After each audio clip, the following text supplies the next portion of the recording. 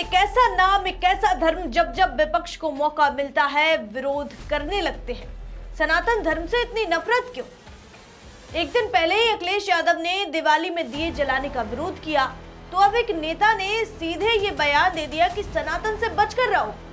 आखिर विपक्ष को सनातन से ऐसी नफरत क्यों कि हिंदू त्योहारों का विरोध और सीधे सीधे सनातन पर प्रहार? इन बड़े नेताओं के दिमाग में सनातन के लिए कितनी नफरत भरी है, एक एक करके सामने आ रहा है।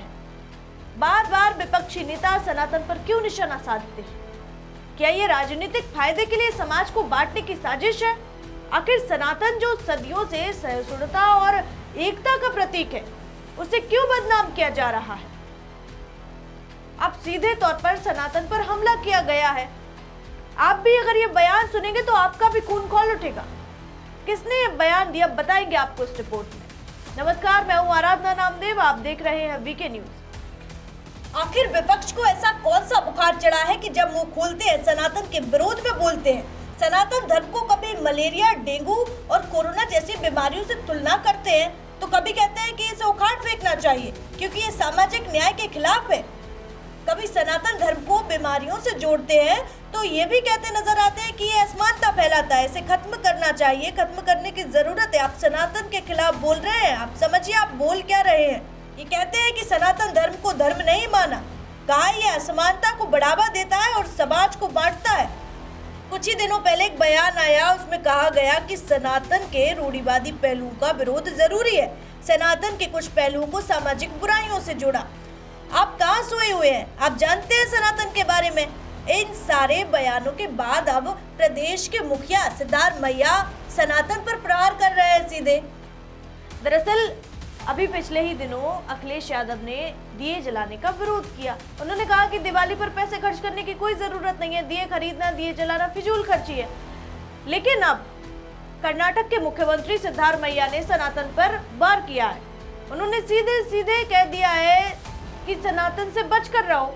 मैसूर विश्वविद्यालय में एक समारोह में उनका एक बयान सामने आया। उन्होंने सनातन धर्म पर और कुछ संगठनों के खिलाफ ऐसी बात कर दी है कि इनको शोभा नहीं देती, और इसे लेकर ये समाज में एक गलत संदेश देना चाहते हैं, विरोध फैला रहे हैं। सिद्धारमैया ने अपने बयान में सनातन धर्म और इससे जुड़े संगठनों को निशाना बनाया है और ये कहते हुए कि ये समाज को पीछे ले जाते हैं। क्या आपको ये नहीं पता है कि सनातन धर्म भारत की सांस्कृतिक और आध्यात्मिक धरोहर का आधार है, जो सहिष्णुता, समन्वय और सभी के प्रति सम्मान सिखाता है?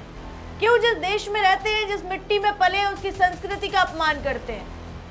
आपका ये सनातन धर्म को रूढ़िवादी या पुरातन पंथी कहकर खारिज करना न सिर्फ गलत है, बल्कि हमारी सांस्कृतिक जड़ों पर हमला है।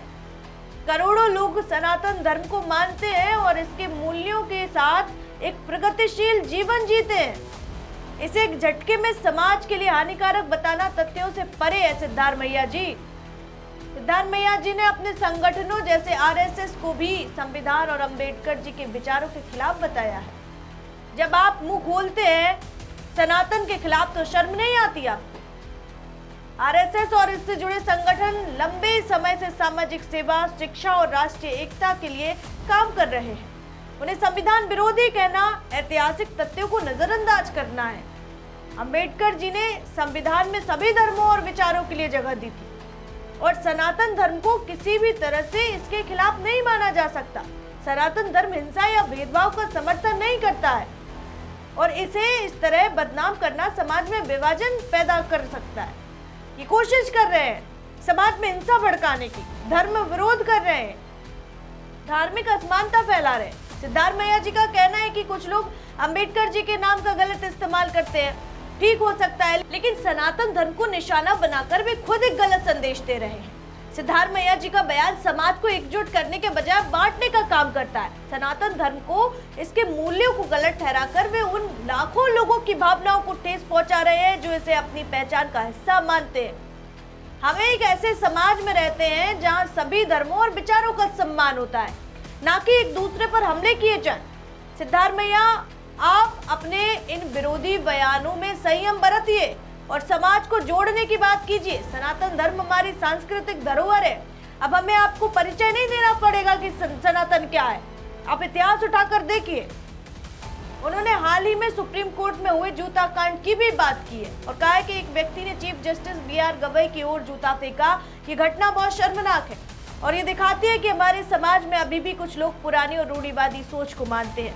उनका कहना था कि इस तरह की हरकत की निंदा सिर्फ दलितों को ही नहीं बल्कि पूरे समाज को करनी चाहिए, तभी हम कह सकते हैं कि हमारा समाज सही दिशा में आगे बढ़ रहा है। सिद्धार्थ मैया जी कह रहे हैं, क्यों जब कोई न्यायालय, कोई अदालत भगवान पर टिप्पणी कर सकती है तो हम उसका विरोध नहीं कर सकते हैं?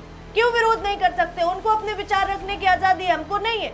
सिद्धार्थ मैया के इस बयान पर आप क्या सोचते हैं? कमेंट करके हमें जरूर बताएं और इस खबर पर जो भी अपडेट सामने आएगा आप तक जरूर पहुंचाएंगे। मुझे दीजिए इजाजत, शुक्रिया।